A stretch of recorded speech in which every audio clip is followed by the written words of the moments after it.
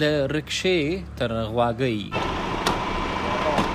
دلته د سراچه ډوله موټر ته غواګۍ هم وایي او غواګۍ مو ځکه غوره کړه چې وایي د همدې درو لپاره همدا یو له ښو موټرو دی. وایي موټروانان په لاره بلد دي او هلته تګ راتګ یې د هره ورځ کار دی. د سهار 8:30 بجې دي او موږ له جلال آباده د مزار درې په لور راهیسو.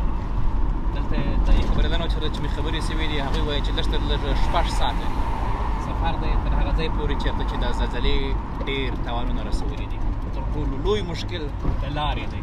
هر څوک چې په دې لاره ځي د ګڼو خنډونو سره ځکه مخامخ وي چې لارې تر ډېره پورې بندې دي، غرونه ښویېدلي دي او یا همدغسې کچه لارې دي چې په هغوی باندې تګ ممکنه نه دی. له جلال آباده تر نورګل ولسوالۍ پورې زموږ سفر په همدې غواګۍ کې و، خو په نورګل ولسوالۍ کې چارواکو ځکه په دغه موټر کې مخته د تللو اجازه را نه کړه چې لاره بیخي زیاته خرابه ده او آن غواګۍ هم پې تللی نه سي. له نورګل ولسوالۍ د مزار درې پر لور مو بیا سفر په همدې ډاټسن ډوله موټر کې وکړ او لاره همداسې وه.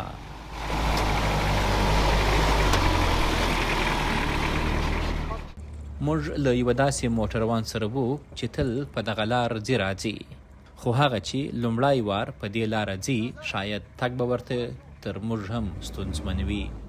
مخکې نه هم خرابه وه او د زلزلې دا ګاډي راردولې او ډېره سخته خرابه کړله، خو زه دې زموږ دولت د کور ودانې بس همکاري وکړه او لوډر یې سکواډر راوستې دي، بس کار پرې روان دی اوس. نو انشاءالله زه اوس خلاص دی، انشاءالله ګاډي ځي راځي تګ راتګ پرې کېږي. څومره ګران کار دی چې په دې لاره باندې سړی راځي او هغه موټروانان چې نوي پرې راځي یا نوي ورته ولد استاد چې نوي موټروانان خو ډېر سخت مشکلات وي او ډېر سخت تکلیف وي، خو زه بیا هم کور ودان افغانان چې هر څومره هغه شي خو زه بیا هم یوه اندازه ایمات کوي، خو زه بیا هم انشاءالله بس څوک لاره کې پرېږدي او څوک بس ځي ته ورسوي او چا سره موږ د درې خلک ډریوران همکاري کوو انشاءالله، او زه کار یو څه اندازه مخه روان دی.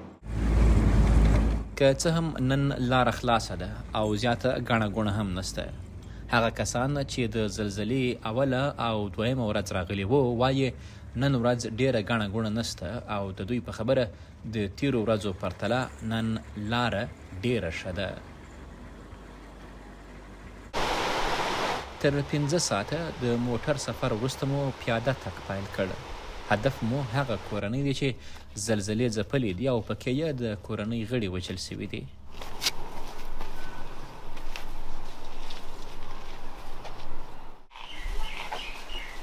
او که ووایم دا چې زلزلې اکثریت کورونه وران کړي دي، دلته اوس ډېرې داسې لارې شته چې د کورونو په منځ کې تیریږي او همهلته یې خپل څاروي هم تړلي دي. تر شاوخوا 15 ساعته په موټر کې تر سفر وروسته او بیا شاوخوا 2 ساعته تر پیاده تګ وروسته موږ اوس د مزار درې هغې سیمې ته رارسېدلي یو چیرې چې یو شمېر کسان په دې زلزله کې وژل سوي دي او د هغوی ټول کورونه وران سوي دي.